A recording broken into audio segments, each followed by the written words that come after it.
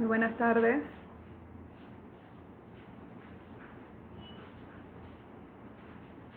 Vamos a dar inicio en unos segundos a la conferencia del día de hoy sobre las sociedades agrarias de transformación. Vamos a dar unos minutitos para iniciar.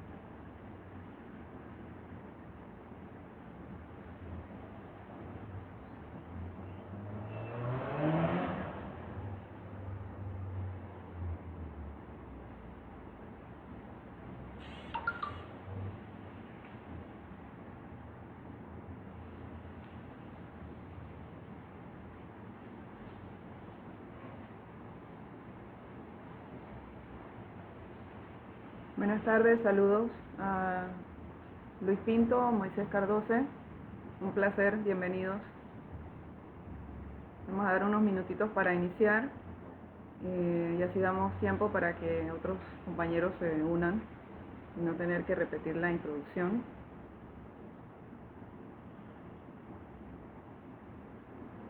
Buenas tardes, licenciada Flores, bienvenida.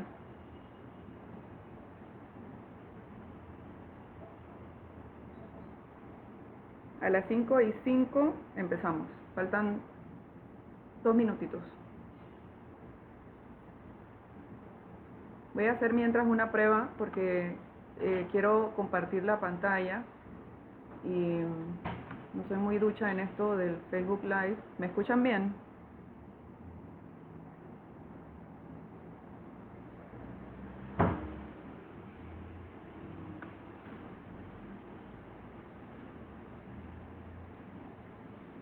Licenciada Josefa, ¿me escuchan? ¿Me escuchan bien? Perfecto, muchas gracias.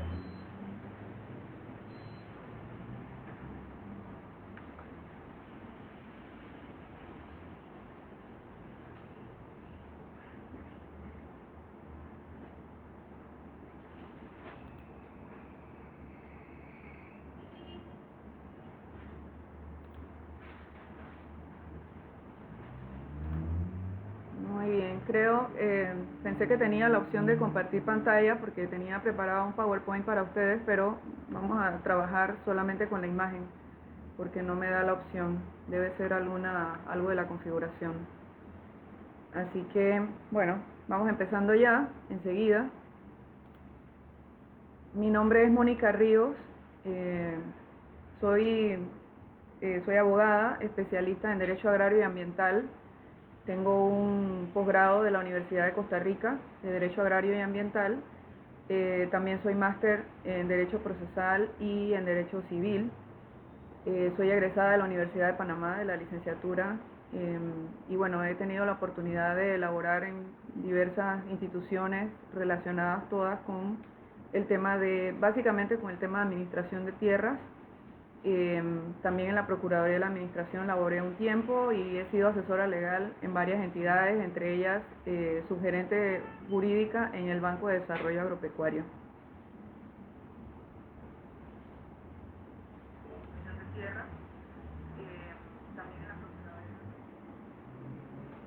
Bien, la licenciada Josefa Monfante, que tuvo la gentileza de invitarme a dictar una conferencia en este grupo que confieso desconocida de su existencia, y veo que es un grupo numeroso de colegas distinguidos de todas las áreas del país, y así que me complace mucho estar esta tarde con ustedes y poder conversarles de este tema que pienso que muchos colegas pues no han tenido la oportunidad de vincularse con el mismo, y que me parece que es una gran herramienta, sobre todo para los colegas que ejercen en el interior del país, donde hay áreas productivas, ofrecérselas a sus clientes, que son productores, para que tengan la oportunidad pues de aplicarla en el ejercicio de su actividad laboral.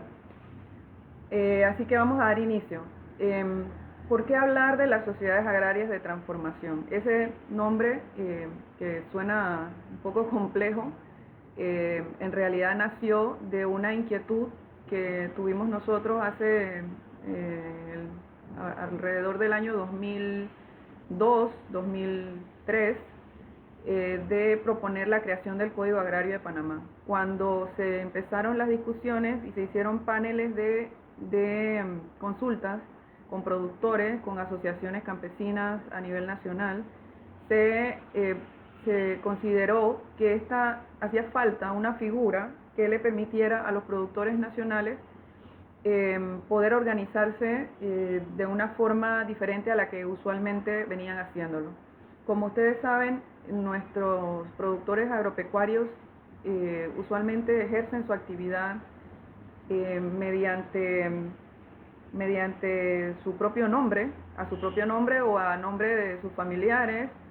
Algunos un poco más organizados lo hacen a través de asociaciones de productores, juntas, y algunos otros incluso a través de sociedades anónimas. El asunto con esto es que realmente pues las fórmulas existentes, actuales, para organizarse resultan en ocasiones insuficientes para las necesidades que tiene el productor, o le generan costos que no necesariamente pueden asumir. Ustedes saben que la actividad productiva es, en muchos casos, es una actividad de subsistencia, por lo tanto pues no genera grandes recursos para que el productor pueda no solamente hacer lo que tiene que hacer, sino pues además poder invertir y gastar recursos en pagar derechos, tasas, etc. Entonces, un poco buscando dos objetivos: que el productor pudiese evolucionar a una forma organizativa más organizada, valga la redundancia, para que no estuviera siempre haciendo toda su actividad a través de utilizando su propio nombre, poniendo en riesgo todo su patrimonio, incluyendo la propiedad de las fincas que están formando parte del haber de la propiedad con la cual él produce. Eso por un lado, que él no tuviera que invertir todos sus recursos es decir, arriesgar su patrimonio haciendo su actividad a nombre propio. Esa era realmente una preocupación muy grande, porque sabemos que cuando existen créditos, deudas y todo se ha realizado a nombre propio, la persona responde con todo su patrimonio que tenga, actual y futuro, a las deudas que haya adquirido. Así que un poco esa era la idea: darle la alternativa al productor de poder organizarse de manera formal mediante una persona jurídica distinta de la persona del productor.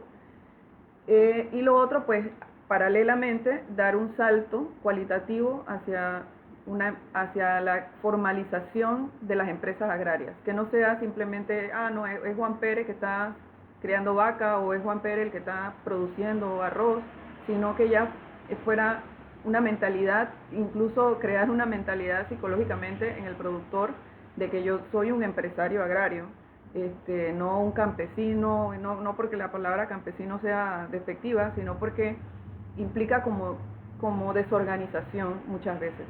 Entonces, se consideró las figuras que existen hoy en día y que han existido por muchos años para organizar los campesinos, que son los asentamientos, las juntas agrarias, incluso las sociedades anónimas y las cooperativas.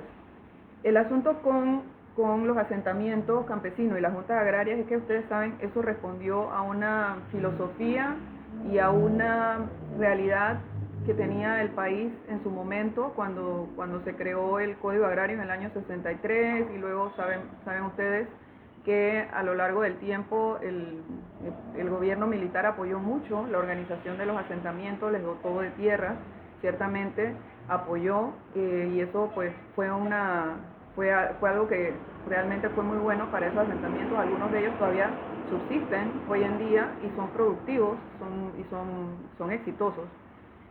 Pero la gran mayoría de los asentamientos han desaparecido por muchas razones. Eh, yo me atrevería a señalar, sin perjuicio de que alguno de los presentes que conozca más de asentamientos campesinos o lo haya vivido en carne propia, pueda opinar de otra forma, y les agradecería los comentarios también.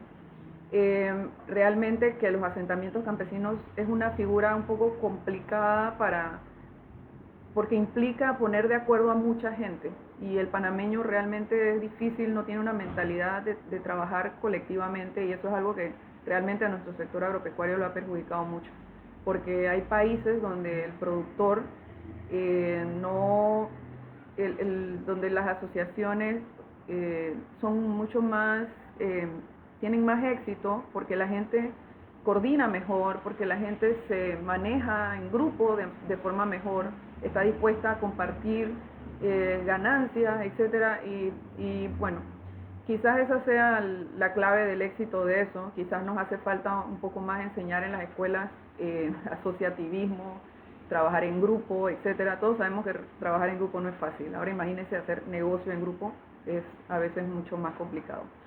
Así que bueno, un poco buscando esas alternativas, las sociedades anónimas, como ustedes saben, pues ahora vamos a profundizar un poquito más adelante sobre las diferencias, pero las sociedades anónimas de salida te implica un gasto económico importante en el tiempo que tienes que sostener, las tasas únicas, los pagos de los agentes residentes,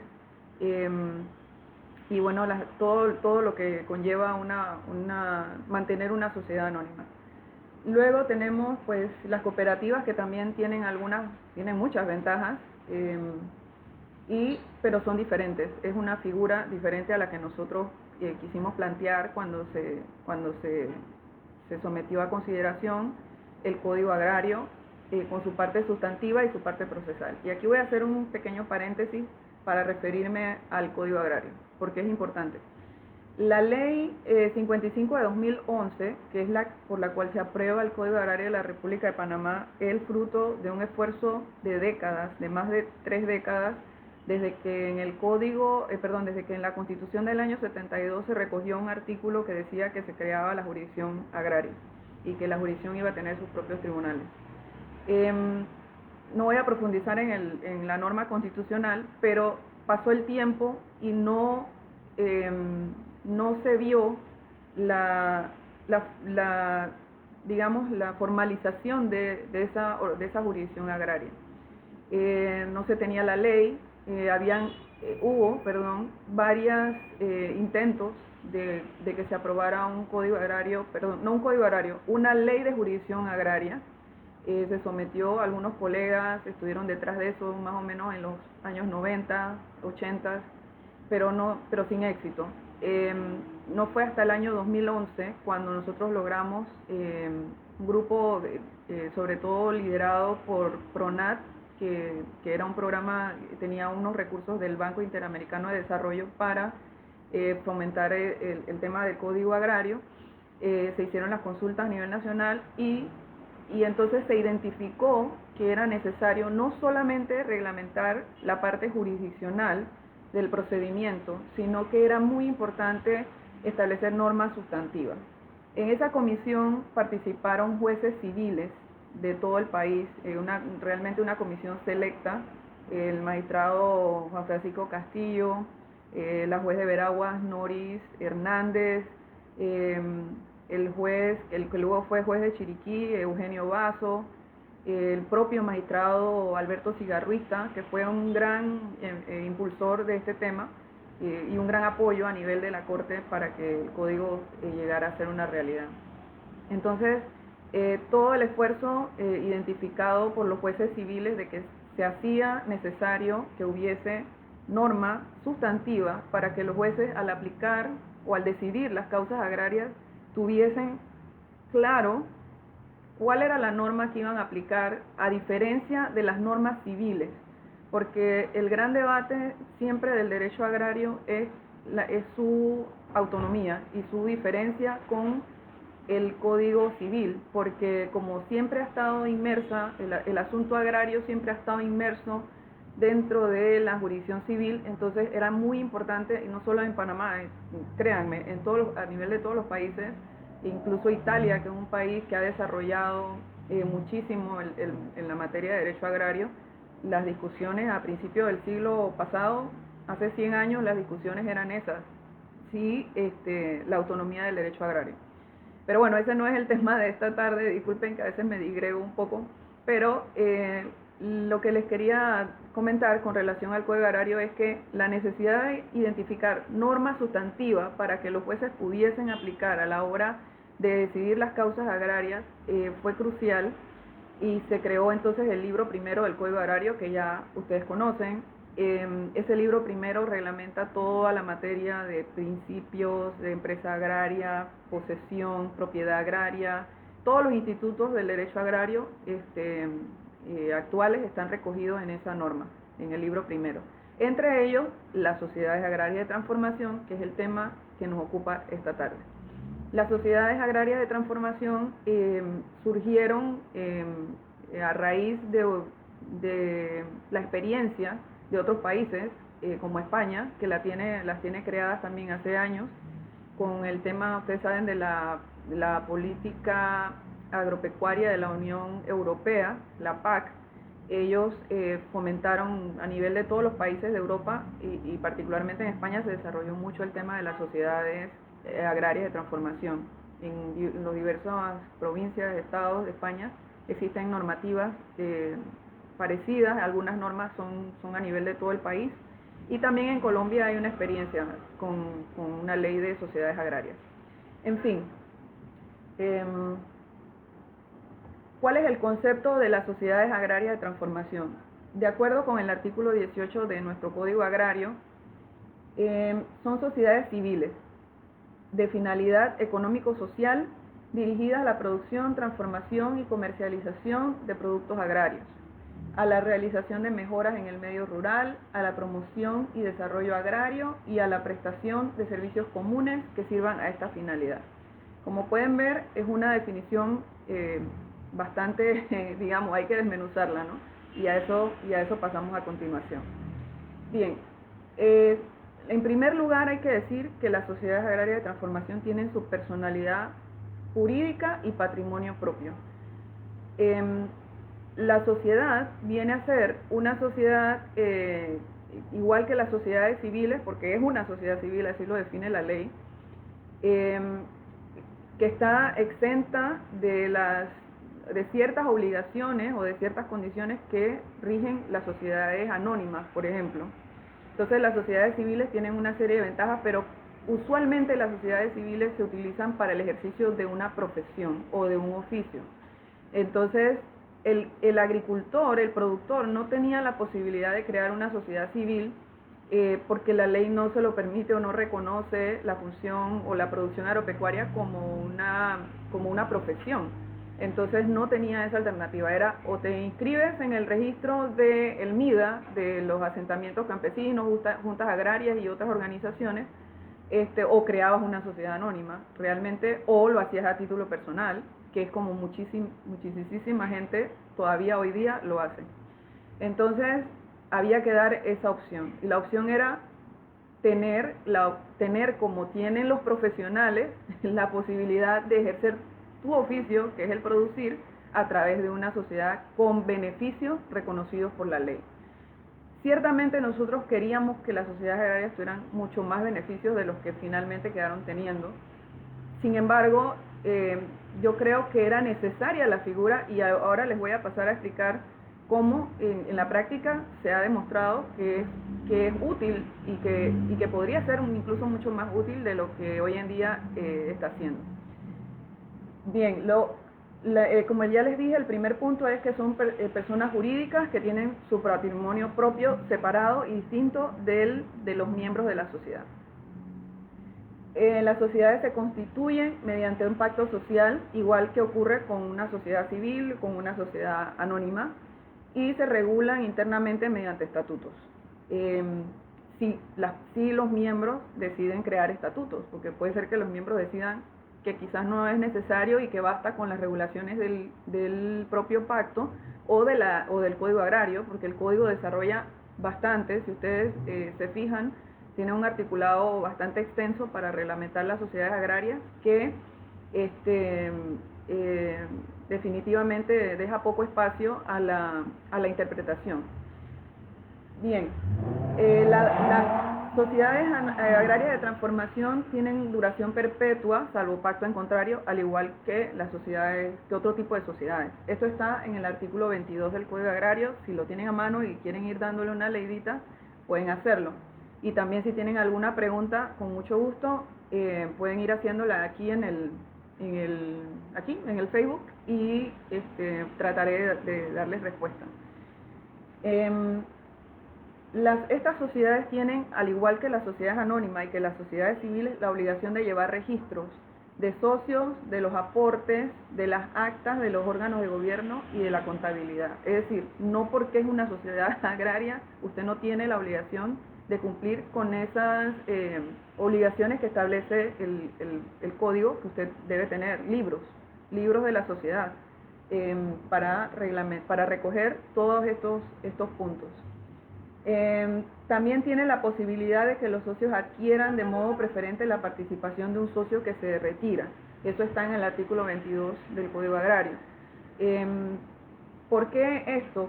Porque ustedes saben que en las sociedades anónimas las acciones del tipo que sean, nominales o al portador, que yo creo que ya nadie quiere usar las acciones al portador, no hablemos de eso, es triste lo que está sucediendo con las sociedades anónimas. Pero las acciones son un documento negociable, donde prácticamente tú lo vendes y cuando eras al portador, bastaba con eso y ya tú eras accionista de la sociedad. Acá lo que queremos es que la sociedad agraria sea, en la medida de lo posible, un cuerpo donde los socios están integrados para alcanzar el objetivo de la producción que quiere hacer la empresa. Y esa integración no pasa por ser anónimo, como ocurre con las sociedades anónimas, que tú ni sabes quiénes son, o solamente el que lleva el control del libro de acciones lo sabe. Acá se quiere conocer y mantener el perfil de los socios que están siendo parte de la sociedad agraria. Quería volver un poquito al tema de la definición, porque la sociedad agraria tiene una finalidad económico-social, dice el artículo 18 del Código. Está dirigida a tres cosas: a la producción, la transformación y la comercialización de productos agrarios. O sea, son las tres aspectos principales del sector agropecuario: el producir, el transformar ese producto, ya sea mediante una o varios procedimientos de industrialización, y eventualmente comercializarlo, en la medida en que todo ello forma parte de una misma actividad que realiza la empresa. Y además, estas sociedades tienen una misión social, que es contribuir a la realización de mejoras en el medio rural donde existen, y la promoción del desarrollo agrario y prestar servicios comunes que sirvan a esta finalidad. Es decir, en la medida en que las propias sociedades agrarias se pueden agrupar, como lo vamos a ver más adelante, pueden contribuir y hacer que sea muchísimo más beneficioso para el entorno de donde existe la sociedad, la existencia de la misma. Bien, otras características es que la sociedad agraria de transformación tiene la posibilidad de continuar con los herederos cuando fallece un socio. En una sociedad anónima, pues las acciones del difunto pasarán a ser parte de la sucesión. En este caso, incluso se pueden vender, pero en el caso de las sociedades agrarias lo que se quiere es que se mantenga, como ya les decía, la cohesión y el fin para el cual se asociaron inicialmente los miembros de la sociedad. Bien, se debe suscribir el total del capital social, eso dice la ley, por lo menos debe decirlo expresamente en el pacto, que debe desembolsarse no solo que está suscrito en su totalidad el capital social, sino que se ha desembolsado el 25% de dicho capital. Eso tienes que recogerlo en el pacto, porque de lo contrario no te lo va a inscribir el registro, porque es un requisito plasmado en el artículo 32 del Código Agrario. También tienen la posibilidad, que ya les mencioné superficialmente, de agruparse con otras sociedades agrarias de transformación similares. Eso está en el artículo 34 del Código Agrario. Bien, cada socio representa un voto para la toma de decisiones de la sociedad, salvo que se establezca el voto proporcional a la participación de cada socio. En esto se buscaba un poco que no hubiese lo que suele suceder en las sociedades anónimas, y es que cuando se dan aumentos del capital social, el socio o los socios minoritarios, que pueden ser los iniciales de cuando se creó la sociedad, pasan a perder protagonismo en la toma de decisiones de la sociedad. Entonces, por eso se establece que un socio, un voto, salvo que en el pacto se acuerde de otra forma, es decir, se deja a criterio de los miembros de la sociedad cómo quieren hacerlo. Los estatutos de la sociedad, si se dictan, deben ajustarse a las normas del Código Agrario. El proceso de liquidación, si ocurre una liquidación, se hace a través de una comisión integrada por un número impar de miembros, no mayor de 5.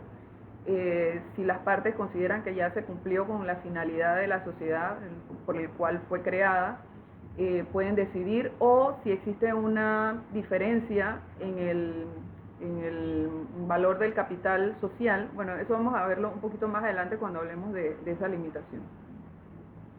Bien, en la comparación de la sociedad agraria con la sociedad anónima, la inscripción en ambos casos es ante el registro público. Se debe levantar el pacto se protocoliza, se protocoliza y se lleva al registro público para inscripción. Normal, igual que una sociedad anónima, igual que una sociedad civil. En cuanto al límite de responsabilidad de los socios, en la sociedad anónima, como ustedes saben, los socios no responden por las deudas de la sociedad, solo hasta la cantidad que adeuden en concepto del pago de las acciones.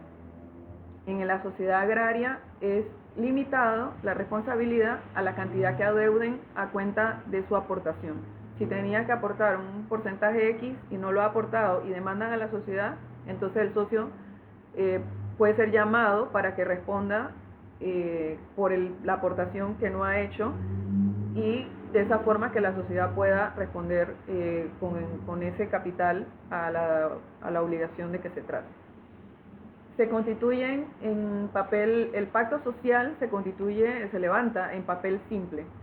En el caso de las sociedades anónimas, como ustedes saben, el pacto social va en papel sellado. Así que ya ahí pues tienes una ventaja, porque no tienes que gastar papel sellado. La inclusión de las siglas en la denominación en la sociedad anónima, todos sabemos SA, en la sociedad agraria es SAT. La T al final es lo que te va a permitir distinguir que es una sociedad agraria de una sociedad anónima o de otra naturaleza. Los gastos notariales sí pagan aproximadamente $90 en las sociedades anónimas, se pagan gastos notariales, y en la sociedad agraria está exenta del pago de gastos notariales. Y aquí voy a hacer una pequeña pausa. Los gastos registrales también están exentos para las sociedades agrarias. Las sociedades anónimas sí pagan alrededor de 70 balboas por cada pacto social que se inscribe. Entonces aquí este punto es importante, porque precisamente se está buscando en la medida de lo posible que el productor tenga un ahorro en la constitución de la sociedad para que tenga un incentivo por organizarse formalmente. Y por eso se consideró esa exención que está por ley en el código. Mi recomendación es, si en la práctica están teniendo dificultad para esa exención, simplemente tienen que llevar el código, mostrarle al notario, mostrarle al calificador del registro el artículo correspondiente para que procedan a hacer la exención que corresponde por ley. En cuanto a la tasa única de sociedades, pues no hay tasa única porque es una sociedad civil. En cambio, si fuese una sociedad anónima, paga la primera 250 y luego los siguientes años 350. El domicilio en las sociedades anónimas puede ser dentro o fuera del país, en la sociedad agraria no. La sociedad agraria, el domicilio está en el lugar donde se encuentre la actividad principal, la finca, el fundo, la planta, donde sea que esté la actividad de la sociedad principal, ahí estará el domicilio. En cuanto al perfil del socio, en la sociedad anónima no se exige ningún perfil. Se compra las acciones o se organiza y es parte de una sociedad anónima y no se le pide nada. Simplemente cualquiera puede crear una sociedad anónima. En las sociedades agrarias, la ley, el código establece que deben ser personas naturales o jurídicas que persigan fines agrarios y deben ser al menos 3 socios. Eso está en el artículo 23 del Código Agrario. Que persigan fines agrarios puede ser realmente cualquier persona que lo declare así. Obviamente la ley lo que buscaba era que la sociedad solo sea utilizada para el fin agrario y no para fines diferentes. En la práctica sabemos que puede prestarse para que personas que en realidad no están haciendo una actividad agraria puedan utilizar una sociedad agraria de forma inadecuada. Eso puede suceder, pero no es lo que la ley buscaba. Voy a apurarme un poquito aquí porque se me está yendo el tiempo. Vamos a ver, en cuanto a las aportaciones, en el caso de las sociedades agrarias no se le llaman acciones sino aportaciones, pero la naturaleza es la misma, es el aporte que hace cada socio. Y aquí lo importante es que ningún socio puede tener más de la tercera parte del capital social. Eso está en el artículo 33 del Código Agrario. Eso busca nuevamente mantener un equilibrio entre los socios de la sociedad. En la práctica también puede ocurrir que no hayan 3 socios, que haya 1, que hayan 2, y no pasa nada en la medida en que no exista una discrepancia entre ellos, porque la situación donde un socio tiene más del 33% de las aportaciones, de más de la tercera parte del capital social, es una causal para disolución de la sociedad. Así que si hubiese discrepancias, un conflicto entre socios por esa situación o por cualquier otra, y eso sale a relucir, entonces ciertamente podría ser un problema. Los órganos de gobierno de la sociedad agraria es Asamblea General, Junta Directiva y cualquier otra que se cree por los estatutos. En las causales de disolución ya les mencioné la reducción del número de socios a menos de 3, el abandono de actividades por un periodo continuo de 2 años y la alteración sustancial de la naturaleza propia de la sociedad. Esto es que la sociedad se dedicaba a una actividad agraria y ahora se dedica a vender zapatos, ahora es un bar o un restaurante, es decir, una situación de esas podría ser causal de disolución. Rapidito, en cuanto a la comparación con las cooperativas, las cooperativas se inscriben en el registro de cooperativas del IPACOP, a diferencia de la sociedad agraria que se inscribe en el registro público. Las cooperativas se constituyen en papel simple también y mediante resolución emitida por IPACOP. En eso se parece, digamos, en lo de la simplicidad del papel a la sociedad agraria. Está también exenta de los gastos notariales y de los gastos registrales la cooperativa. No paga tasa única de sociedad la cooperativa porque no es una sociedad. El domicilio es el que determina los socios y la duración también es indefinida. Para asociarse en una cooperativa se necesitan una cantidad de socios que con capacidad legal puedan asociarse, personas jurídicas de derecho público, etc. Las acciones o aportaciones son nominativas en las cooperativas. En la sociedad agraria las aportaciones son transferibles, pero los demás socios tienen prioridad para adquirirlas cuando un socio se retira. Eso ya creo que se los mencioné superficialmente hace un momento. Y Vamos aquí. Bien, vamos a hablar un poquito de la experiencia, práctica, ya porque me quedan ya pocos minutos, la experiencia práctica con relación a las sociedades agrarias que yo personalmente he tenido. Como les comenté, las sociedades están creadas desde el año 2011 en el Código Agrario. En la práctica hemos tenido realmente un desarrollo muy limitado de estas sociedades. Eso yo lo atribuyo a que precisamente el derecho agrario no es, digamos, la rama del derecho a la cual más profesionales panameños se dediquen.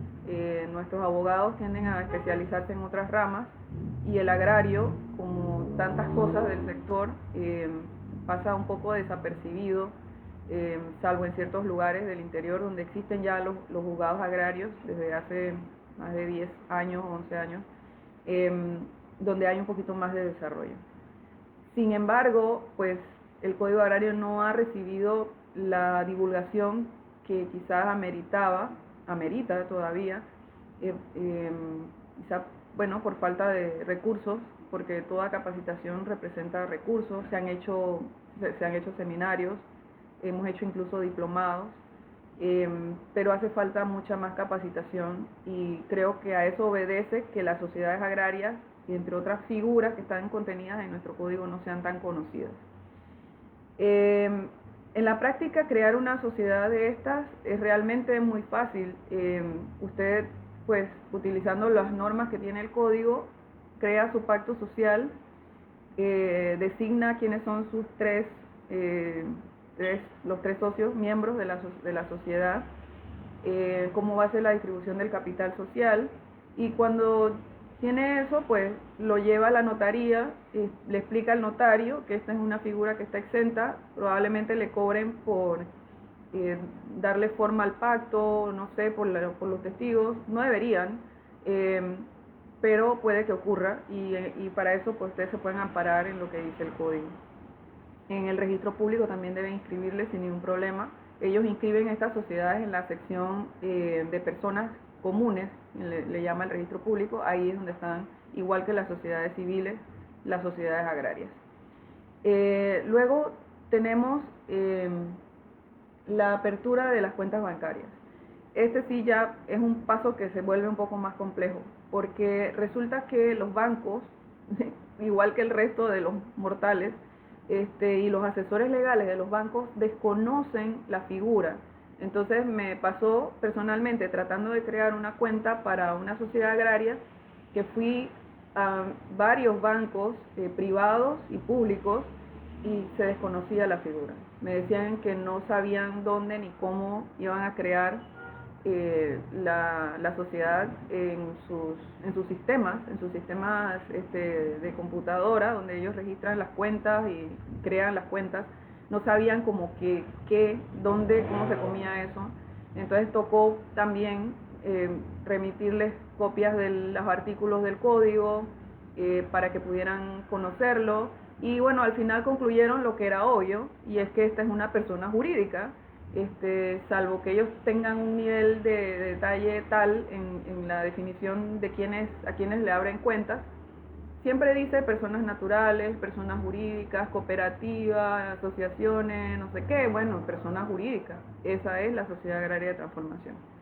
Y bueno, luego de todas las explicaciones del caso y de aportar muchísimos documentos en el Banco Nacional, se nos dijo que se iba a crear la cuenta y se tardaron N semanas. Tanto se tardaron que al final se decidió abrir la cuenta en un banco privado que lo entendió rapidito. No tenían la figura, entiendo que nunca habían abierto una cuenta para una sociedad agraria, pero rápidamente comprendieron y crearon le ofrecieron el servicio al cliente y crearon la cuenta en el sistema, y funciona y no hay ningún problema. Bueno, en el privado después me pueden escribir y les comento cuál era el banco, porque realmente yo sí fui a muchos bancos y privados, algunos grandes, y no no tuvimos éxito. Este es un banco privado un poquito más pequeño, quizás por eso pues, tuvo el tiempo de hacer el análisis. Y luego la experiencia solicitando un crédito agrario ante el BDA. La sociedad agraria también era desconocida para el BDA. Sí tenían un poco más de manejo, pero ciertamente no fue difícil que lo comprendieran y que se les aportara los mismos requisitos que se aporta para cualquier sociedad anónima cuando pide un crédito, que serían pues las certificaciones de registro público que demuestran la personería de la sociedad, la representación jurídica en quien recae, así que realmente no fue complicado en términos de la comprensión del banco de la figura. Así que yo creo que, a ver, sí, vamos a ir terminando por aquí. Voy a mirar a ver si alguien tiene preguntas. Vamos a ver. Dice Hernán Heraldes, durante el periodo de los años 70 se crearon muchas sociedades agrarias a las cuales se les entregó fincas para su producción. Pregunta, ¿cómo quedan ellos con esas tierras hasta la fecha? Bueno, Hernán, lo primero es que esas sociedades agrarias no son las sociedades agrarias de las que yo estoy hablando. Yo estoy hablando de las sociedades agrarias de transformación que se crearon en el año 2011 con el nuevo Código Agrario. Ustedes saben que existe un Código Agrario del año 62, 63, que realmente era una ley de reforma agraria, porque era lo que en el momento, la política que se estaba impulsando en el momento. En ese tiempo no habían sociedades agrarias como tal, habían asentamientos campesinos, juntas agrarias, ese tipo de organizaciones que se inscriben, todavía hoy en día se inscriben en el MIDA, pero esas no son sociedades agrarias como tal, como las que estamos ahora conversando. La figura a la que nos estamos refiriendo es una figura más moderna que busca la evolución del productor a empresario agrario mediante la formalización de su actividad en un instrumento jurídico que le permite desarrollarla sin arriesgar su patrimonio propio y pudiendo desarrollar pues de una forma más organizada pues, la actividad que tiene. Así que ese tema, esas serían organizaciones campesinas a las que se les entregó tierras, ciertamente asentamientos agrarios, asentamientos campesinos. Sí, se les entregaron tierras en diferentes condiciones, algunas a título oneroso, algunas a título gratuito, algunas nunca fueron formalizadas. Y bueno, es una situación que otro día podemos conversar sobre eso con mucha calma, porque da para bastante. Yo tengo un colega que le apasiona ese tema de los asentamientos campesinos, pero no sería como el tema de esta conferencia. Vamos a ver, acá dice Abdiel, eso pasa hasta con las anónimas, mucha burocracia para apertura de cuentas bancarias para personas jurídicas, es cierto, hay muchísimas, o sea, nada más que falta que le pidan la cédula de la abuelita de uno para abrirle la cuenta.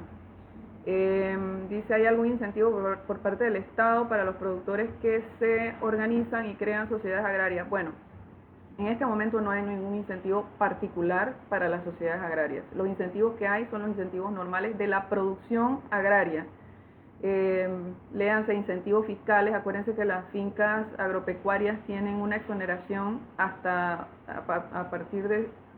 cierto valor, que si no me equivoco son 300.000. Tienes derecho a exoneración de impuesto inmueble y cualquier otro beneficio que tenga el Estado a través del MIDA, tipo incentivo para alguna producción en particular, pero no hay, y nosotros queríamos también eso, que se creara como un fondo a través de la ley, pero no se logró, no existe. A ver, licenciada Mónica, dice José Francisco Vergara, ¿cómo se tramitará una controversia entre miembros de la SAT? Entiendo sería competente el juez agrario y o civil para su liquidación por insolvencia. Sí, si hay discusión en torno a la disolución de la sociedad, existe la junta de liquidación de la sociedad, pero si hay un problema con esa junta, esa controversia va al juez agrario. Recuerden que solamente tenemos juez agrario en Chiriquí, Bocas del Toro, Veraguas, Herrera, Los Santos. O sea, el resto del país no tiene jueces agrarios. Lamentablemente no se ha logrado que se creen. Voy a aprovechar este espacio para decir que es súper importante que se cree el Tribunal Superior Agrario, porque eso va a ayudar a darle uniformidad a la jurisprudencia que tiene que ver con el derecho agrario, que contribuiría significativamente a su consolidación y a su mejor comprensión, porque muchas veces nuestros jueces e incluso los magistrados a nivel de tribunales superiores que están con el chip en la mente del derecho civil tienden a confundir los conceptos o a complicar realmente las interpretaciones. Así que eso sería, sí es competencia del juez agrario. En los sitios donde no hay juez agrario es el juez civil del circuito el competente. Dice sobre la ley, dice Maricín, sobre la ley 80 y 37. No sé, Maricín, cuál sería la pregunta concreta, no entendí. Dice Jorge Isaac Mendieta, buenas tardes licenciada, con respecto al domicilio tengo la duda si las SAT solo pueden tener el domicilio donde realiza la actividad agraria principal, ya que si tienen varias fincas con la misma actividad en diferentes distritos, por ejemplo, ¿cómo se hace? Nada, tienes que fijar un domicilio, o sea, cuando creas el pacto, en el pacto tú pones, la sociedad tendrá su domicilio en Santiago, provincia de Veragua, en la vía de Canto del Llano, en la finca tal.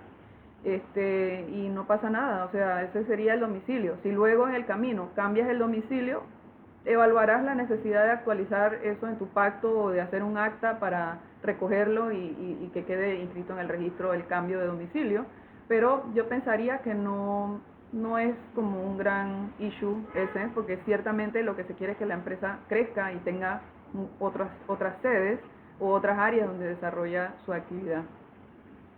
Dice Ronald, 35.000 la exoneración. Gracias, Ronald. Sí, tenía la idea que era por alrededor de 300.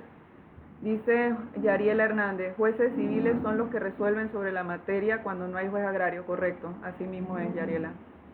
Hasta que no logremos que existan jueces agrarios en todos los lugares del país donde deberían existir, porque Darién tiene mucha actividad agropecuaria, Panamá Oeste y Panamá Este también tienen mucha actividad agropecuaria.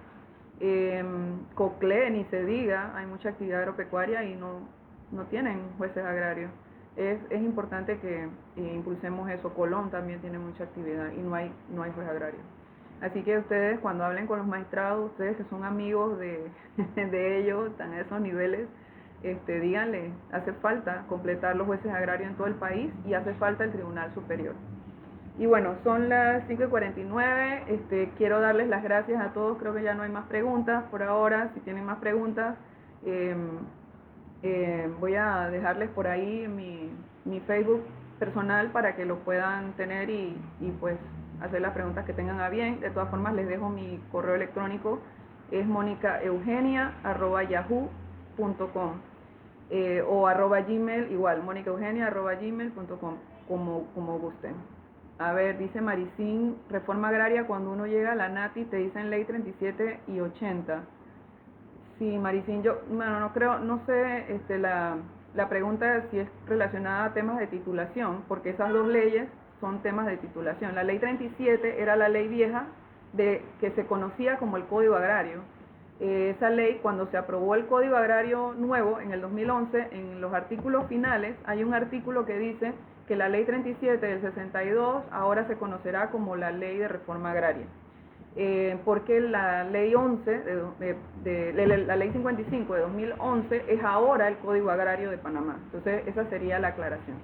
La ley 37 eso no ha cambiado, no se ha derogado, reglamenta todos los procesos de titulación en áreas rurales, y la ley 80 la reglamenta en las zonas costeras y áreas urbanas. Quizá por eso cuando llegas allá te preguntan con cuál ley tú quieres titular.